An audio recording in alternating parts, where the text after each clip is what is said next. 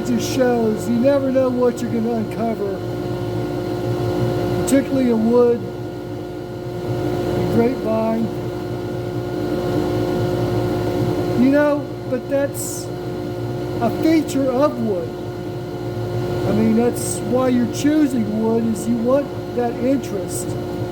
But that's a crater right there. And it's not the caster's fault, it's nobody's fault.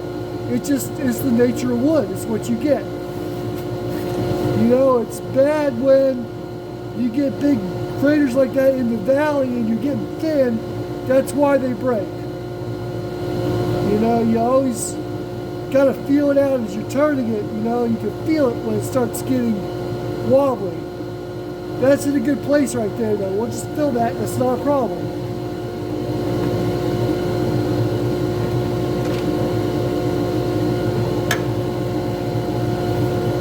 The secret to this, let me get some of the CA off my nozzle. I just use my pliers, give it a twist, cleans it right off.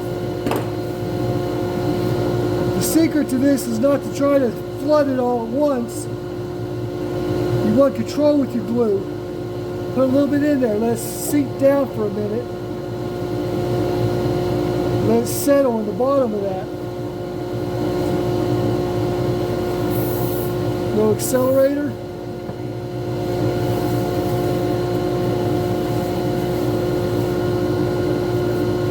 Wipe it. Rinse and repeat. Take your time.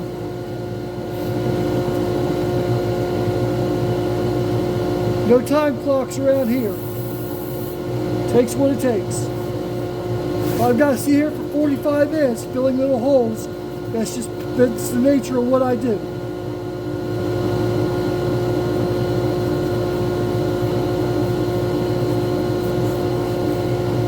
I think, though, we're pretty good. It's a little bit of a depression right there, a little bit. It's a little bit under the surface. So I'm going to give it just one more round right in here just to build it up. Unfortunately, now I've got to sand most of that back off, and that's going to take a while, but again, it is what it is.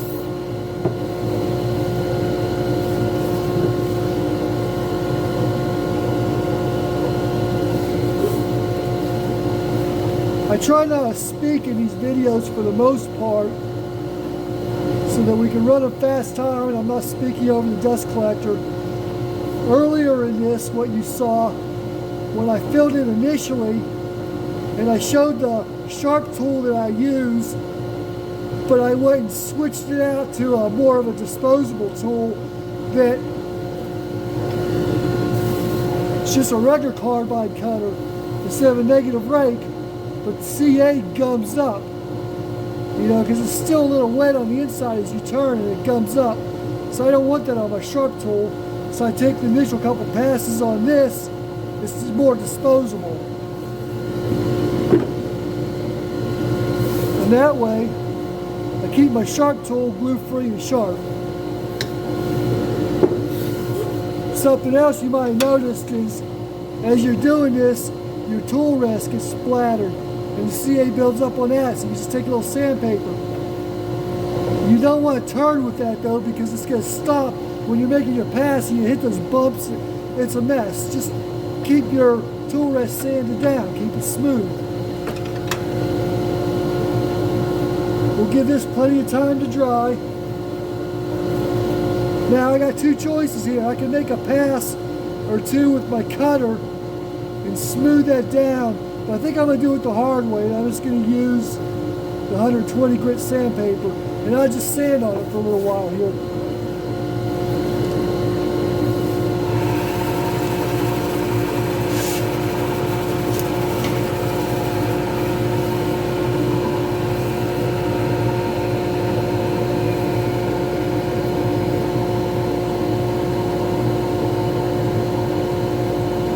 It's all just luck of the draw.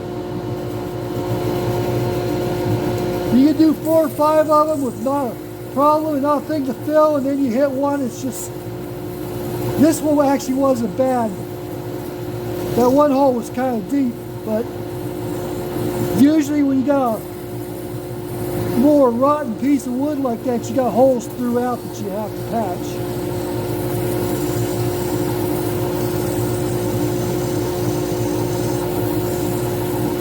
You know, and it's inside the wood, so the resin, when you're casting a blank, the resin can't get down in there because it's inside the wood.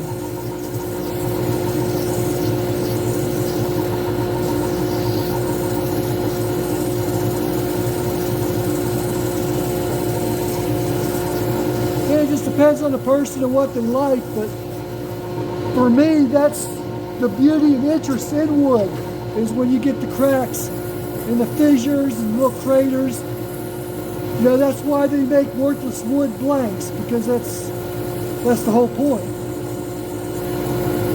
You put a little resin in there with it, it's no longer worthless, it becomes a feature.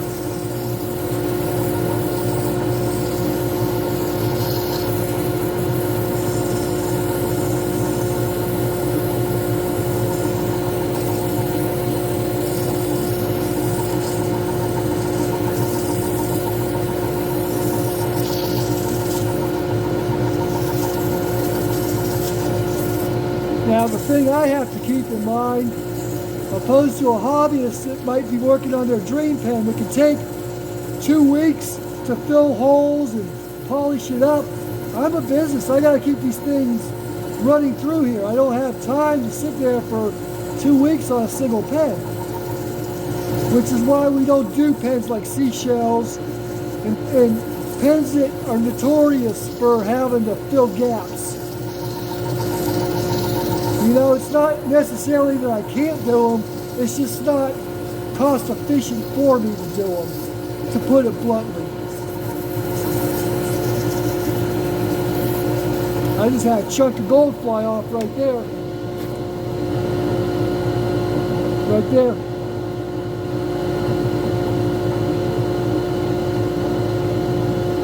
So now what do I do about that? Do I sand it down, or? It's deep enough, I think I need to fill that one too, so. Glitter, it's another thing, you know, not just this gold flake, but any kind of glitter, especially the bigger pieces of glitter.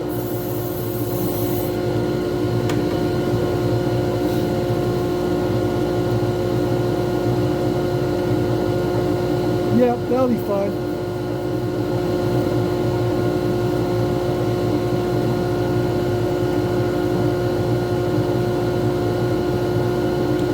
See lines around where the glue is still. It's just not quite there yet. We're close. Getting real close.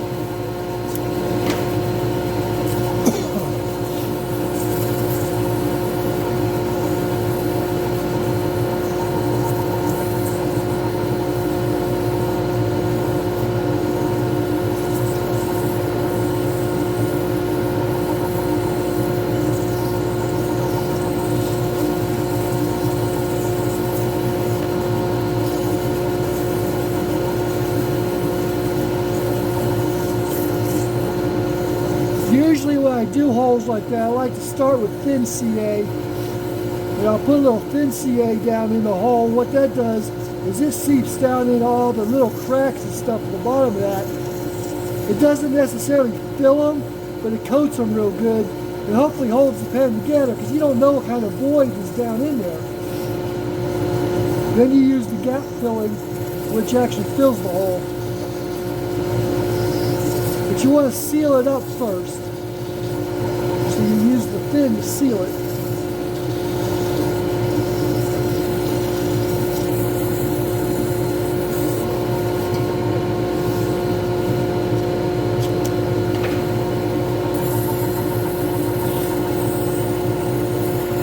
And you can feel what you're doing as you're sanding. It's a little bit rough still, but it's getting really close.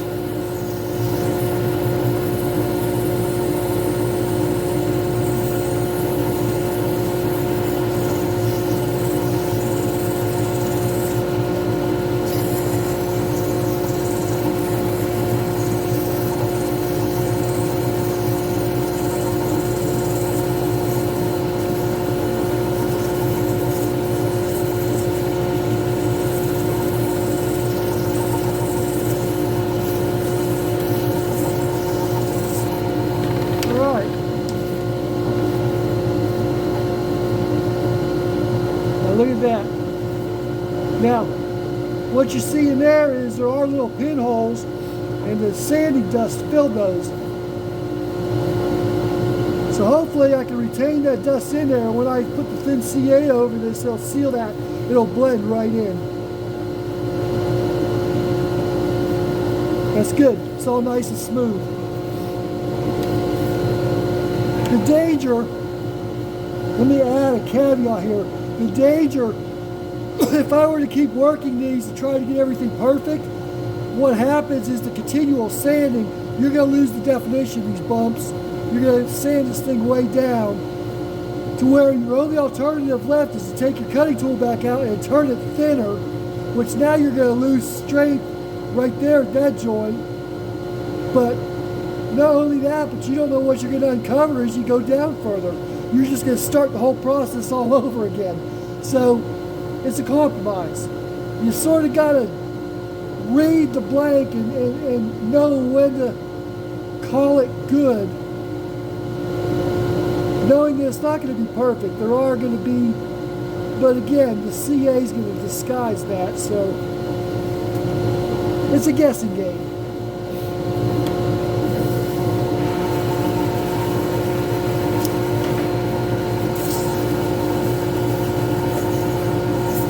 I'm to the point on this one I don't want to lose much more definition, especially on this center bump right here.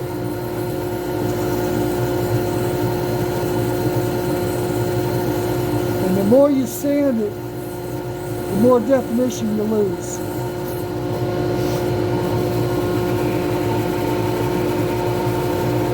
Alright, I'm turning up the speed now. There's a danger in wet sanding unprotected wood, but I do it, and I've been successful at it. A lot of people will argue that you shouldn't do this, and there's truth in what they say. You're wetting down wood, and that's never a good thing. But the amount of water that I'm using, I'm not soaking the wood.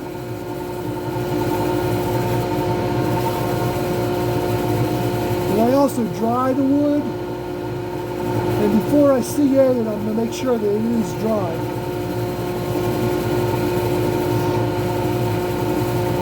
But I shake my sandpaper off real good. I want to use a minimum of water. But I still want water. I still want water to carry that dust away. I just don't want it sopping wet either. Once again, it's a matter of reading the blank. Sometimes you look at that wood and you say, no, I don't really want to get that wood wet. This one seems like it's structurally stable enough that it's not going to hurt it. So I'll take the chance.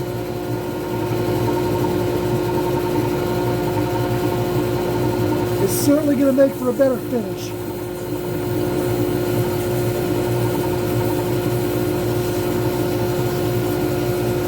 But for those that are scared to go this far with it, don't want to try this, I can fully understand why. It's not the smartest thing to do. It's a calculated risk.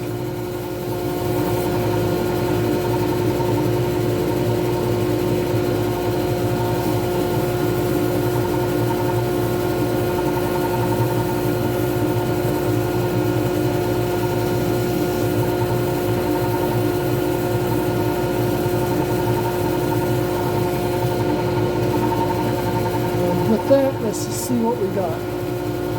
Again, I'm going to take a little extra time on this one to make sure it's dry. I want to get that water out of there. You can see the CA. That'll all disappear though when I coat it. That repair turned out perfect. That's smooth, you can't even tell that was ever there.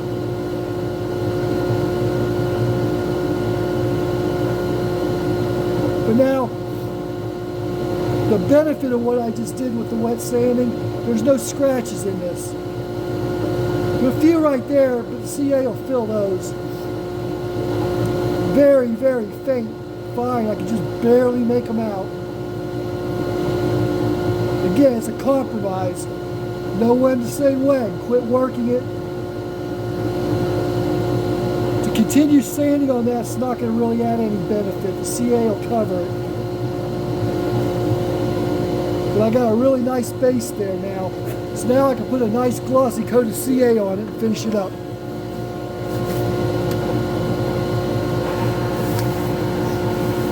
And I'm at 24 minutes, which really isn't much longer than my average.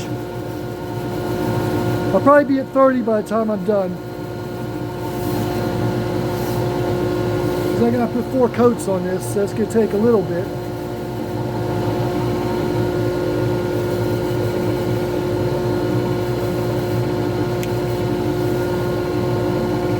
But no time clocks in here. I've got the rest of the day, and I get as far as I get.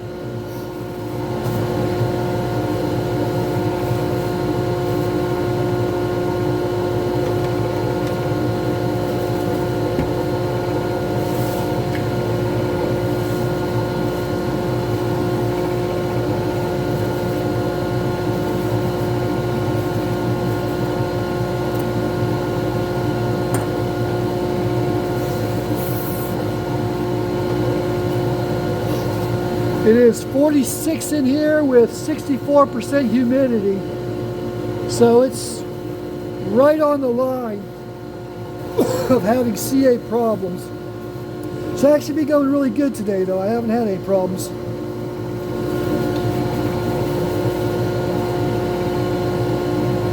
You just got to account for the temperature, humidity, and give it a little extra time to dry. Don't rush things.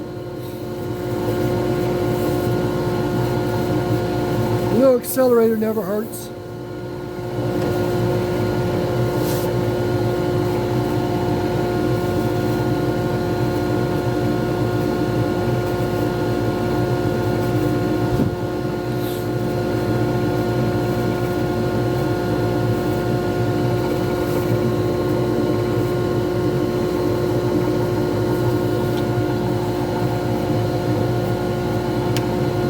Stop, take a look.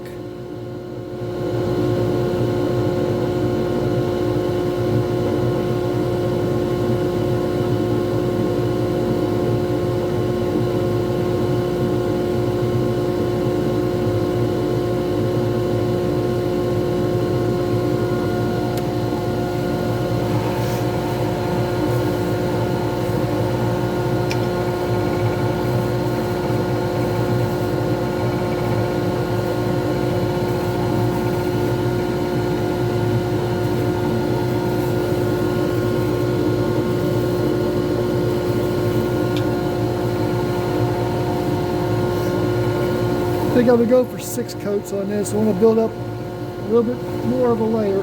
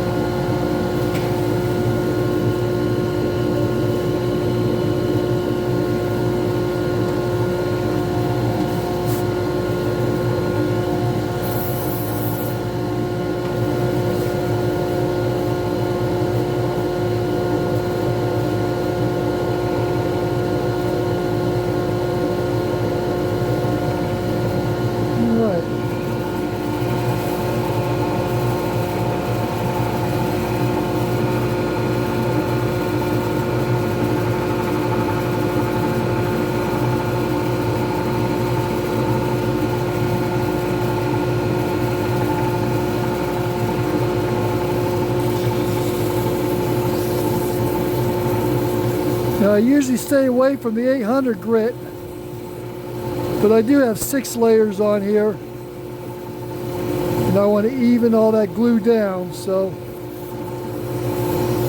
light touch.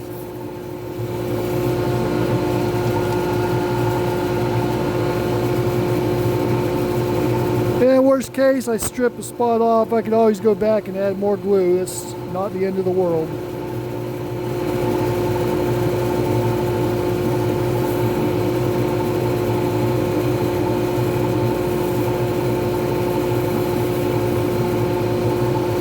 Now this is 1500 and it's also a little dull, so there's not much danger of burning through with this. So I'm just going to work it real good and smooth it out as best I can.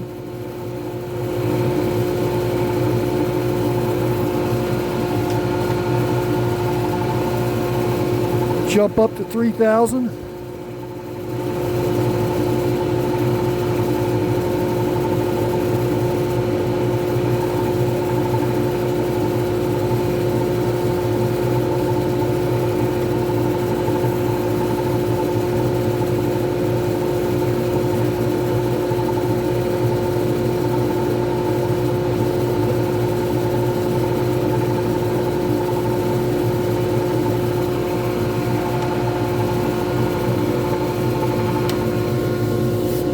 Take a look where we're at.